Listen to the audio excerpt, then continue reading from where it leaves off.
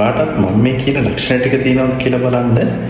නිතරම මේ අතින් මොනවා හරි අල්ලගෙන ඉද්දි ඒක ඉක්මනට අතෑරෙන්න එනවනම් පෑනක් අල්ලගෙන ඉන්න පුළුවන්, කෝප්පයක් අල්ලගෙන ඉන්න පුළුවන්, ෆෝන් එකක් අල්ලගෙන ඉන්න පුළුවන්, නැත්නම් මොනවා හරි දෙයක් අල්ලගෙන ඉද්දි ඒක නිකන් මේ අතින් වැටෙන්න වගේ යනවනම්, අතෑරෙනවනම්, ශක්තිය අඩු වෙලා නිකන් අතෑරෙන්න වගේ යනවද?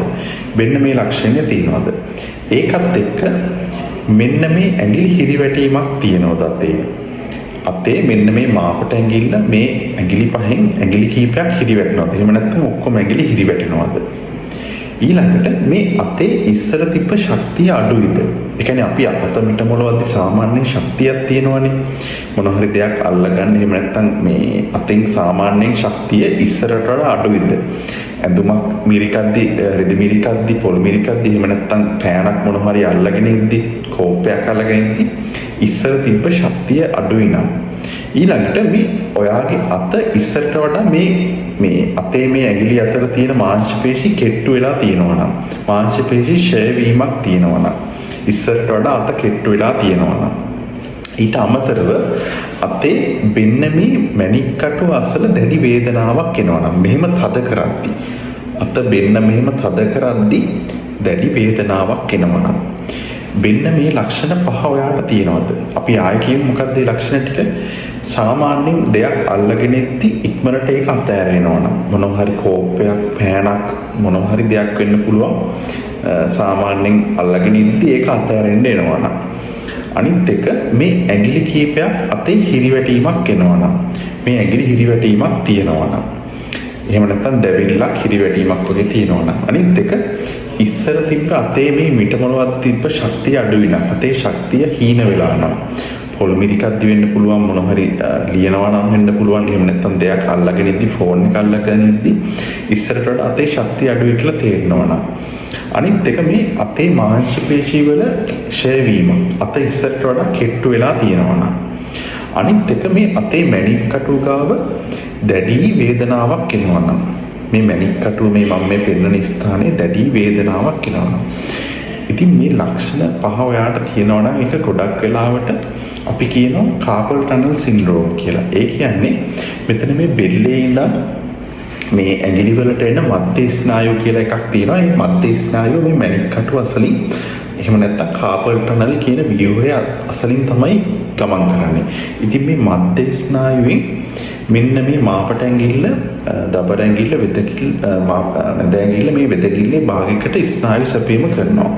ඉතින් බැරි වෙලා හරි යම් කාලයක් තිස්සේ ඔයා කරන එක දිගට කරන වැඩක්, මොනවා හරි බර එසවීමක්, පෑනින් ලියන එකක් වෙන්න පුළුවන්, මවුස් කම්පියුටර් එකේ මවුස් එක යූස් කරන එකක්, එහෙම නැත්නම් බයිසිකලේ යද්දි මෙතන නිතරම තද වෙනවා නම්, එහෙම නැත්නම් ඔයා කරන ජොබ් එක, රැකියාව, කේක් ඩිසයිනින් කරනවා වෙන්න පුළුවන්, මොනවා හරි මහනවා වෙන්න පුළුවන්.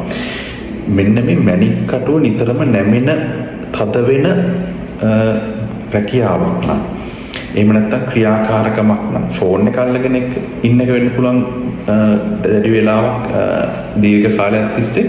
ඉතින් මෙවැනි පුනරාවර්තන repetitive movements කරනවා නම් මෙතන මේ මණික්කටුව නැමෙන, මේ මණික්කටුව තද වෙන, නිදා ගන්න එක වෙන්න පුළුවන්. සාමාන්‍යයෙන් අර කට්ටියගේ පුරුද්දක් තියෙනවා මේ මත තියලා තද කරලා නිදින. මෙවැනි ඕනම මේ මණික්කටුව තද වෙන, පාවිච්චි වෙන ඕන අවශ්‍යවට වඩා පාවිච්චි වෙන ක්‍රියාකාරකම් වලදී කාලයක් තිස්සේ මේ මණික්කටුව මේ අසල තියෙන කාපල් ටනල් කියන ව්‍යුහයේ ප්‍රදාහයන් ගෙවීමක් එනවා. ඉතින් මේ ගෙවීමක් ආවම මම අර කිව්ව ලක්ෂණ පහ එන්න පුළුවන්. සාමාන්‍යයෙන් ගොඩක් කට්ටියට මුලින්ම එන ලක්ෂණය තමයි අර මම කිව්වාගේ ඉක්මනට අතේ දෙයක් මොන හරි අල්ලගෙන ඉන්නවා නම් ඒක අතෑරෙන්න වගේ බලනවා. මේ පෑනක් ගොඩක් වෙලා ලියද්දි ටිකක් අමාරුයි පෑනෙන් ලියන්න.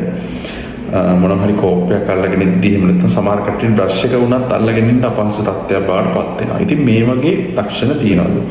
මේ ඇඟිලි හිරිවැටීමක් තියෙනවද? මම කියන්නේ මේ උදේ නැගිටිද්දි එන හිරිවැටීමක් වෙන්න පුළුවන්. හවසට එන වැඩ ඉවරලා යද්දී එන හිරිවැටීමක් වෙන්න පුළුවන්.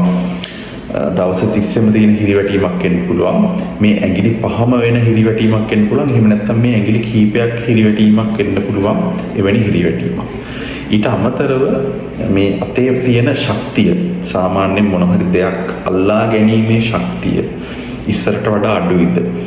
මේ ෆිට් එකක් නැහැ කියලා කියනවා. මොනවා හරි ස්ට්‍රෙන්ත් එකක් අඩුයි වගේ වට දැනනවා නම් මොනවා හරි දෙයක් පෑනක් අල්ලගත්ත, කෝප්පයක් අල්ලගත්ත, මොනවා හරි දෙයක් බර තියෙන දෙයක් අල්ලගත්ත, පොතක් වුණත් කමක් නැහැ. ඉස්සරට වඩා ෆෝන් එක වුණත් අල්ලගෙන ඉද්දි ඉස්සරට වඩා ශක්තිය නැහැ වගේ නා. මෙන්න මේ ලක්ෂණ. ඊට අමතරව මේ මාංශ පේශී නිකන් දුර්වල වෙලා ෂේ වෙලා වගේ නා. අත නිකන් කෙට්ටු වෙලා වගේ තේරෙනවා නම්. ඊට අමතරව මේ මෙතන මේ මම අර ඉස්සෙල්ලා කිව්ව කාපල් ටනල් ව්‍යුහේ ගාවම දැඩි වේදනාවක් එනවා නම් මෙහෙම නමද්දි එහෙම නැත්නම් අර අපි සාමාන්‍යයෙන් එන රෝගීන්ගේ අපි මෙහෙම තද කරලා බලද්දි යාලට ඒ කාපල් ටනල් තියෙන ප්‍රශ්නේ තියෙනවා නම් මෙතන කැක්කුමක් එනවා. එහෙම නැති වෙන්නත් පුළුවන්. හැමෝමගේම ඒ කැක්කුම නැහැ. හැබැයි සම ගොඩක් කට්ටියගේ කැක්කුම එහෙම මේ මෙතනින් මේ තද වෙද්දි කැක්කුමක් එනවා නම්. ඉතින් මෙන්න මේ ලක්ෂණ පහ ඔයාට තියෙනවා නම් ඒක ගොඩක් වෙලාවට 80ක් විතර කාපල් ටනල් සින්ඩ්‍රෝම් කියන මේ එම තත්ත්වය වෙන්න පුළුවන්. ඉතින් මෙතෙන්ද විසඳුම ගොඩක් වෙලාවට මේ ඔපරේෂන් එකක් කරන්න වෙනවා මේ කාපල් ටනල් ව්‍යුහය විවෘත කරලා එතන තියෙන තද වෙන ගතිය නැති කරන්න.